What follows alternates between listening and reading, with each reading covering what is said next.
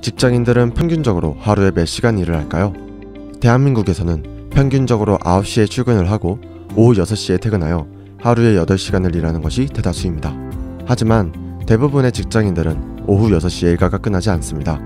회사에 남아서 추가적으로 야근을 하기도 하며 혹은 집에 가서도 해야 할 업무가 남아있어 일을 하는 경우도 많습니다.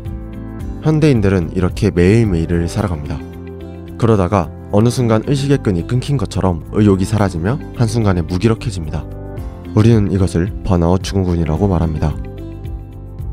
번아웃 증후군은 처음에 간호사와 사회복지사 등 흔히 말하는 감정 노동자가 느끼는 탈진 현상을 설명하기 위해 사용된 것이 용어의 시초입니다. 하지만 2010년대에 접어들어서는 직장인들과 학생들이 느끼는 업무와 학업 능력의 하락 및 열정의 약화를 설명하는 신조어의 형태로 설명되어지고 있습니다. 그렇다면 왜 번아웃 증후군이 발생하게 되는 것일까요? 앞서 말한 감정 노동자의 하나인 고아를 돌보는 사회복지사를 예시로 들어보겠습니다. 고아를 돌보는 사회복지사는 고아의 삶을 책임진다는 사명감을 가지고 있습니다. 그리고 그 사회복지사가 자신이 담당하는 고아로부터 감사의 인사를 받거나 그 고아가 나중에 커서 사회 진출에 성공을 하게 된다면 사명감에 따른 성취감을 얻게 됩니다. 이러한 성취감을 직무에 기대하는 성취감이라 한다면 복지센터의 지원이 끊겨 더 이상 지원을 받지 못하는 고아를 보게 된다든지 혹은 사회복지 교육과정에서 배웠던 약자에 대한 인식과 다른 점을 보게 된다든지 고아를 돌보며 쌓이는 여러 부정적인 경험들이 쌓여 생기는 스트레스를 기대에 반하는 부정적 경험이라고 할 수 있습니다. 이때 기대에 반하는 부정적 경험의 일이 직무에 기대하는 성취감보다 커지게 되면서 이 경험이 지속적으로 발생하게 된다면 정신적으로 탈진하게 되고 결국 번아웃 증후군까지 이어지게 됩니다.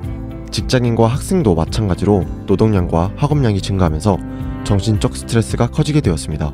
그에 따라 꿈과 이상의 괴리감이 커지게 되었고 감정 노동자들과 마찬가지로 정신적으로 탈진하며 번아웃 증후군이 생기게 됩니다.